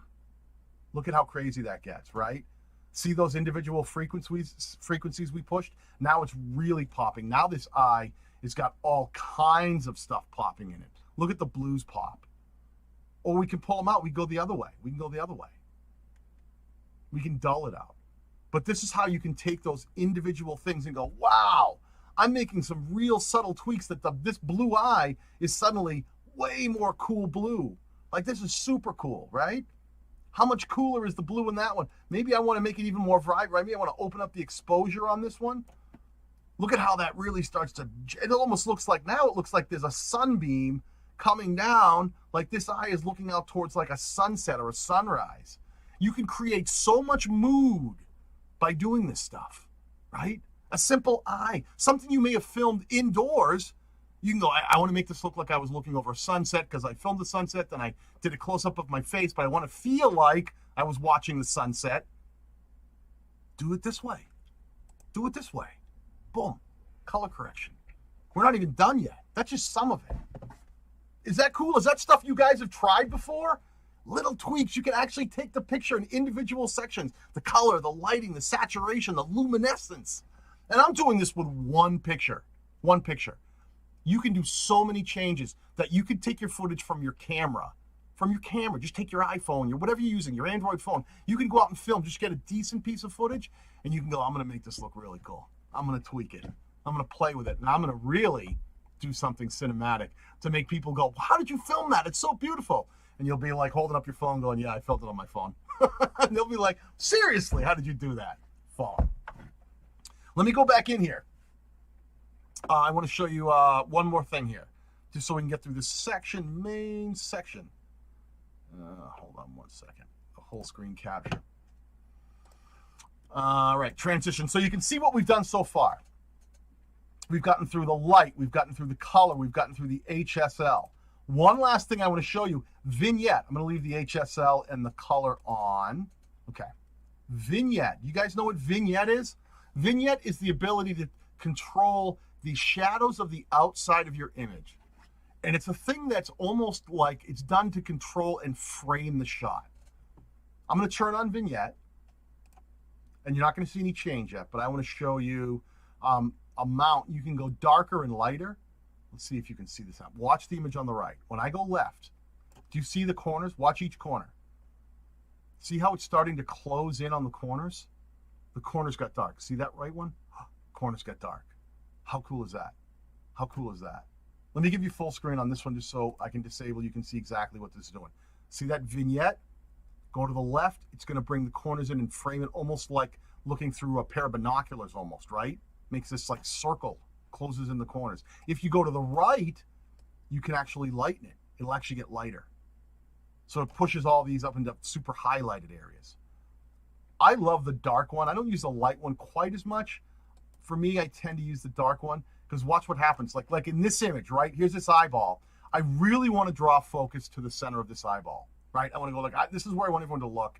But it's pretty bright around the corner. So let's add a vignette. Let's add some darkness. But that's weird. It almost looks like someone just painted the corners black with like a rattle can of spray paint, like primer. Forget that. The next option you have here is size. And you can control how big that circle is, right? You can go way in, or you go to the right and it opens it up. There's your vignette. You're controlling that vignette size, okay? Another thing you can do underneath that is roundness. How round do you want your vignette? Do you want it like an oval or more like a circle, right? That almost looks like looking through a periscope, right? You could use this effect on, wow, I'm looking through like a binocular, a periscope. You could use the same effect. But I tend to use this just to clean things up and draw the attention in. So I like this sort of oval shape.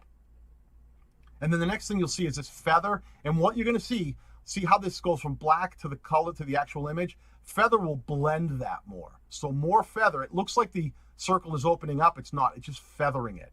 So it's not such a harsh transition. Now all of this area goes from color to black more smoothly. If I remove the feather and I dialed it back, now it's a dead circle, right? This looks like a mask. It's just a perfect circle. Feather is going to blend all of that and make it blend out, so you just get that little bit of darkness around the edge. And then the exposure overall, as you saw some of this before, we can change the exposure of this image. Let's dial the exposure back a bit. Let's pull the size of this in. Let me see if I can take some of the amount back. And let's just see if we can get it to focus a little more on the eyeball without making it completely black. Can you see what I did here? This is not a huge effect. The ability to use effects effectively, not turn them up to 100. Let's do that A/B testing, right? Let's put on the side by side. Can you see? We've dialed up the color on the right. The left is the original. The one on the right is we dialed up the color and we put a little vignette on it, which made the outside edges that were a little bit brighter. We pulled some of the attention back from there, right? And you can play with all that size and however you want to move it out. It just takes some of the edge lightness away and puts more of the attention dead in the middle. I love using that. I use it very subtly all the time, and you'd never know it's there because now you're looking at, see, this is your first image we started with. That's how we tweaked it. The blues pop more. There's a bit of a sunlight feel. We've taken some of the outside edges and put a vignette on them, so it draws the focus right in on that main center point, which is that bright blue eye. How cool is that? How cool is that? I love doing this stuff. That is how you make it happen. Dan, my boy. Yes, sir. Yes, sir. Dan Tanner. How you doing, pal? Good to see you. Thank you so much for the super chat. I love that. I appreciate that, man. You know you don't have to give me money, but I do appreciate it when it happens. Dan's a guy I've worked with in the past where he's got more than one channel now. The guy's got more channels than I know. But great guy, great creator. Not only does tech, but does music. What's not to like? Got to give you a big shout out for that super chat, my man. Check out his channel. Definitely worth checking out. So this is that color correction. Color correction. And you don't have to do it to everything. A lot of times what I'll do is I'll bring my footage in, right? I start with my piece of footage I filmed. I go in, and before I edit anything, one big long piece, I'll color correct it. I want to show you one more thing before I forget, because this is super important. Full screen capture. Let me get you over here so I don't forget, because this is super, super important. Let's say you do all of these changes, right? You do all of these changes. You've done all these little tweaks like I did. Let me get to the center here. Center screen capture. And there you go. Down here, see where it says save as preset? If you click on that, you can add it. Let's call this Daniel's color correction. All right? And then you just hit OK. It will now save every one of those things I just did. And if I put OK, it applies it to this particular piece of footage, right? But let's say I brought down a different thing. You know, maybe it was a different piece of footage, like this guy on the skateboard. And I wanted to apply, I'm going to crop him to fit to get rid of the black lines around him. I wanted to apply the same thing. I would open up I'm going to not move too fast here. I double left click on the skateboarder. It opens up the advanced features. I click on the color tab because there's 3 tabs, right? Image, color, and hold on, let me make sure I'm showing you this whole thing. Okay, so I brought down the footage. I double left click on that new piece of footage. Up in the left, you have 3 choices: image, color, and motion. We're working with color, so we click on the color tab, then we click on advanced again. Okay, now we're right back to the color screen. I saved that last thing as a preset. If I go up in this left, let me see if I can focus in a little closer, center screen capture. Can you see that has a preset right here? Click on preset, and there's a drop down. There's a bunch of preset ones, but custom is where your presets will live. Click on custom, and here's Daniel's color correction. I click on that, I click OK, and it applies the exact same color correction I did for this piece over onto this one. It just automatically puts it in there. It makes it nice and easy. And that's all preset, and I can add it anywhere along the line. So, and you can do that for any one of them. You can create multiple presets so that you're not stuck going, oh, each one I have to go back in and save the numbers or the way I did it. Just save it as a preset and go. I do this a lot when I'm filming in here. Like sometimes I'll film and I'll go, all right, I've got the light set this way. I know that in my studio area, one light, the color's on. This does well for color correcting me. And I'll save a preset like Daniel's Studio. And then I'll just apply it. And then I can tweak it a little bit because sometimes it's daylight, night, there's a little more natural light leaking in. But that allows me to now have all these presets that I can use at any time, right? Or if I bring in more footage, if you're working on a project and you've got multiple clips and you go, oh, I want to use that cool, that lighting preset that I did, that huge color correction. Let me save my color correction and I'm going to put it on this one. Boom, simple, color correction. Use this. You're going to be shocked at how much better your footage looks just by color correcting it. Color correcting it. So important. Do we talk about the real white balance? I want to show you. Can I show you one more thing in color correction before I get to the questions? Is that okay? Yes? Let's do one more thing because I want to show you this. It's really important. A lot of you guys know that I use a white card. I don't know if I've shown it to every one of you, but there's a I'll show you in a minute when I come back out. You can actually buy a card that you hold up that is pure white on one side and 18% gray on the other. And if you use that, it allows you to do instant white balancing. I'm going to delete some of this stuff. I just want to, what am I doing here? Hold on, here. Let me delete all this stuff. Let me go back to the beginning. I'm going to bring down the skateboarder. It'll really show you what I'm talking about. I bet you I can do it right with him. Let's look at the skateboarder. I'm going to crop to fit, so up in the right, it fits. This is an image I got off the pixabay.com. It's a pretty good image. It's been worked. It's been tweaked.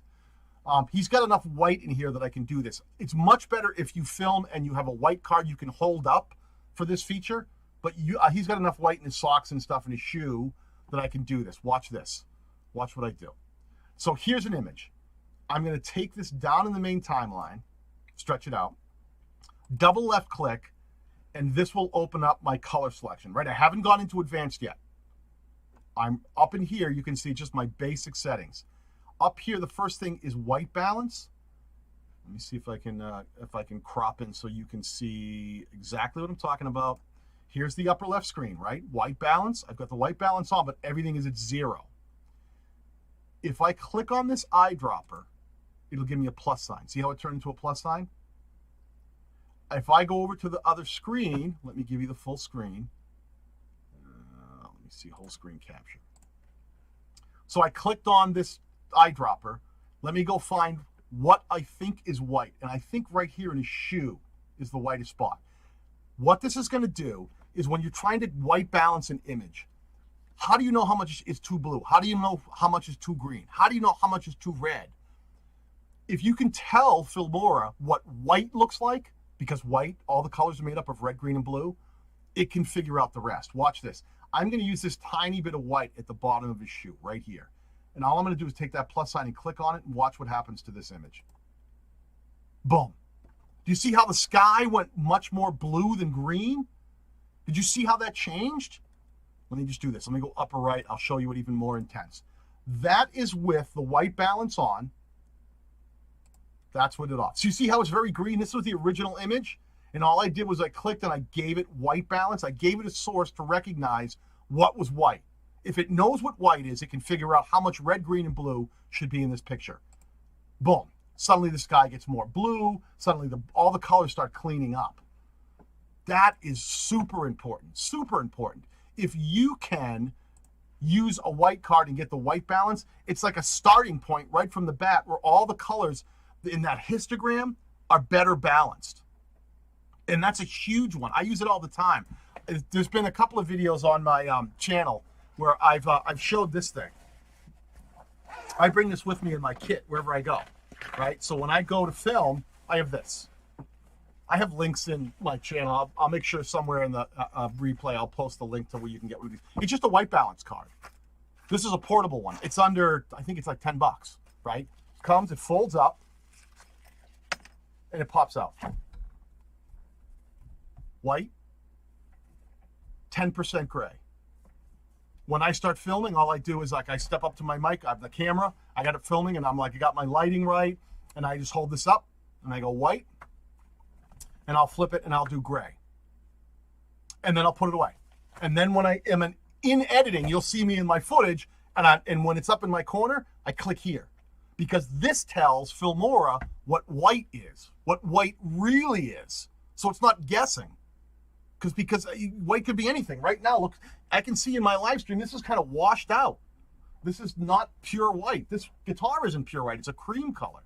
If I do this, it'll correct. Click, boom, it knows what white is now. It knows what white should be. Even if my footage, this looks a little gray or a little green, it knows it's supposed to be white.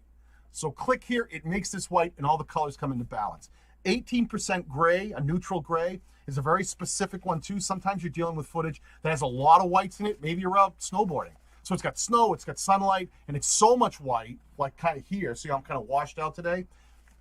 I might use the 10% gray. Because if I click here, it goes, the whites are so washed out and it's a little overexposed, the gray might be more helpful. So having a white balance card when you film, huge, huge. Then you can go right into Filmora, click that, it levels everything out, it's balanced to start with, then your tweaking is so much easier. It gets that histogram to level out. Super cheap, Amazon, white balance card. Definitely worth the money. I'm gonna go over here for a minute now.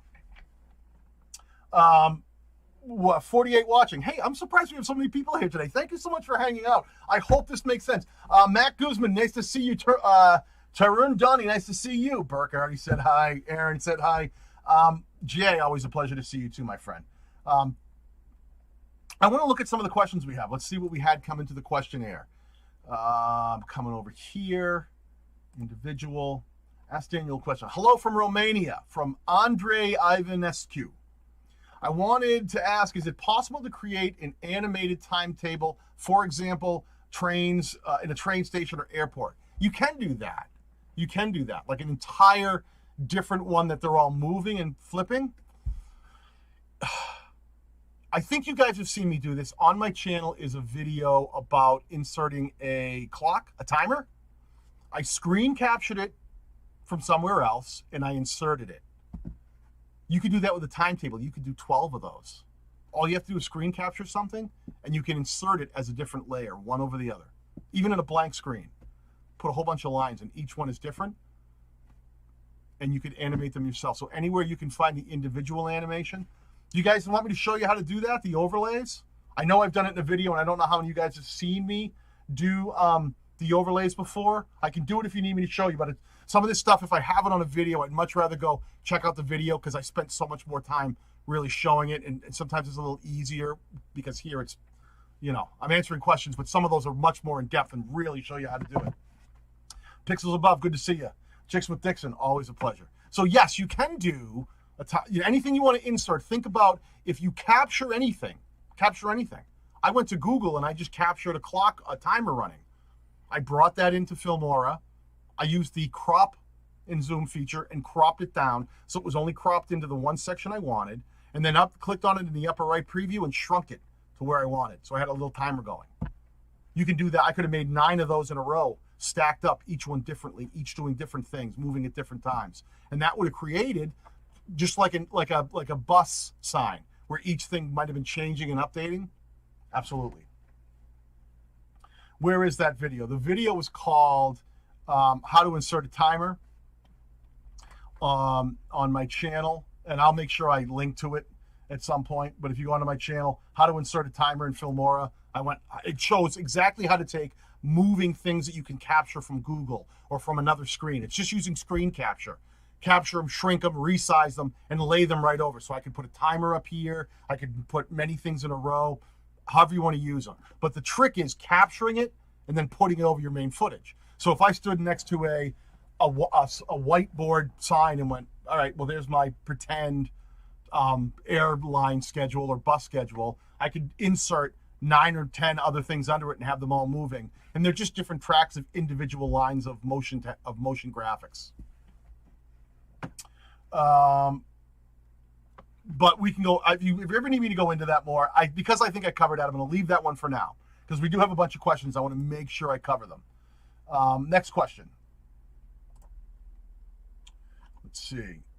One-Eyed Blind Media. Any new tutorials for intros like the Marvel intro coming? Jessica Jones, baby. It was funny. We were talking at the beginning of this chat about Stranger Things. Oh my God. Are you guys Netflix Stranger Things fan? Oh, it's so good. The 3rd season just came out, and I binge watched like the whole thing over the last couple of days. Like, I didn't sleep. I just watched it. But we were talking about doing the Stranger Things intro. It's a very 80s, 90s Spielberg-esque kind of thing. Reminds me of like the old E.T. movie and stuff. We're thinking about doing that one.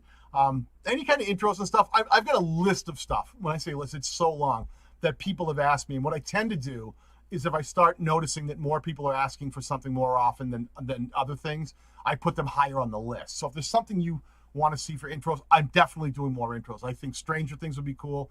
Jessica Jones wouldn't be bad. You know, Marvel, that's sort of the Marvel thing was such a big process for me. I spent a lot of time on it. That Jessica Jones is cool, but if you see one that's cool, we did the map animation from Indiana Jones. Yeah, definitely going to be doing more. But I get a feeling some of the Stranger Things, because it's hot right now, that we could all take advantage of it and work it into our videos and be like, man, people would relate to that, right? So that's a cool one. Absolutely. Let me see what else we have for questions here. The other questions we have, next question is number 3. I'm banana crazy. Can you motion track? If not, is it possible to show us something similar? I'm going to need to do a full video on this, but I want to show you something just really quickly, okay? I'll try to give you an idea. Motion tracking is not possible in Filmora. And what I'm banana crazy is asking, like, if this was a video of me and I'm moving, right? Could you take something, put it over my face, click a button, and have it follow no matter where I went? No. Premiere Pro does that. Some of the higher end ones, video editing software does that. Takes a ton of processing power. So there is no direct motion tracking feature, which is something that people have been asking Filmora about forever. And Filmora is aware of it. They're trying to figure out if they can figure out the way to get it into the software effectively, so it doesn't, 1, raise the price through the roof, and 2, shut down half the computers out there that have been using it. Because the more you have Filmora do, the more resources from your computer it needs. So it's a balance. They've always tried to be a software that does a lot but doesn't overwhelm your computer. It's supposed to be fast, easy. So there's a balance that they always try to maintain. And this is a tough one. But I got a feeling in the future we might see something. But let me show you if you wanted to try to recreate that, you could. And let me see if I can give you a quick idea of what that might look like, okay? I'll do my best. I hope that this will make sense for you. So let's say this is your Filmora project. Let me see if I can find some kind of piece of footage where I might be moving around. And this was my dolly zoom tutorial that I did, all right? So here's my footage. Let me see if I can get over to here somewhere. What you would need to do, like clearly I'm pretending to talk on the phone, but my face is moving a little. Let me see if I can find where I'm moving. That's where I slid backwards, right? Let me see if I can get a better piece where I spin. Okay, I'm kind of moving here, right? So what you would do is stretch this is a little tricky, stretch it all the way out. I am left clicking, see the scale up here? I'm left clicking, holding, and pulling to the right. That stretches it all the way out. What you would do is stretch it all the way until it wouldn't stretch anymore and slice this frame by frame. So right here I'm slicing, I can move to the next frame, put another slice. I can move to the next frame by either clicking and putting a slice, or I can hit the right arrow on my keyboard, it'll move it over one, right? And then Control B will also slice. So there's different ways to do this. But I'm gonna go through, right? This is what I'm doing. Let me see if you can see lower left. Let me give you this a little more close up. In the lower left, I am slicing this footage into smaller pieces right now. Literally as small, frame by frame as I can. What you could do is then go back and you could find an image, and let me see if I can import something. What do I have? There's got to be some. What am I doing? Let me find.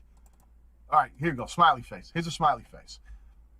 If I brought this down, I would bring it into a track above, right? So it overlays, but I'm going to do the same thing. I'm going to cut that down. I'm going to highlight this track right here.